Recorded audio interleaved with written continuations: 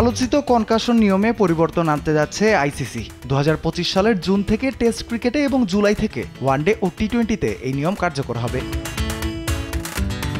চলতি বছরের শুরুতে ভারত ও ইংল্যান্ড সিরিজে কনকাশন নিয়ম নিয়ে তৈরি হয় বিতর্ক।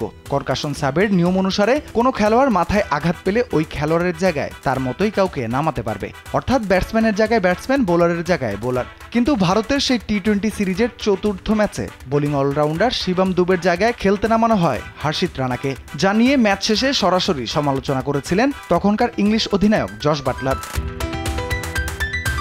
নতুন নিয়ম অনুযায়ী প্রতিটি দলকে ম্যাচ শুরুর আগে বিকল্প হতে পারে এমন 5 জনের তালিকা ম্যাচ রেফারির কাছে জমা দিতে হবে।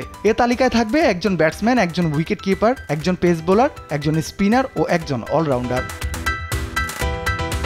এ তালিকায় না থাকা কোনো খেলোয়াড়কে পরবর্তীতে পরিবর্তিত খেলোয়াড় হিসেবে নেওয়া যাবে না। তবে যদি দুর্ভাগ্যজনকভাবে বিকল্প খেলোয়াড় নিজের মাথায়ও আঘাত পান, সেক্ষেত্রে ম্যাচ রেফারি তালিকার বাইরে থেকেও তার মতো একজনকে খেলানোর অনুমতি দিতে পারবেন।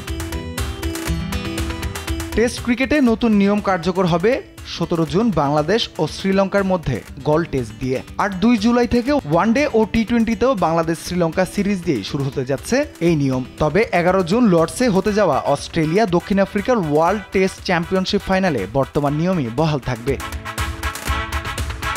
কনকাশন বদলি নিয়মে পরিবর্তনের পাশাপাশি ওয়ানডে ক্রিকেটে 2 নতুন বল ব্যবহারের নিয়মেও গুরুত্বপূর্ণ পরিবর্তন এনেছে আইসিসি।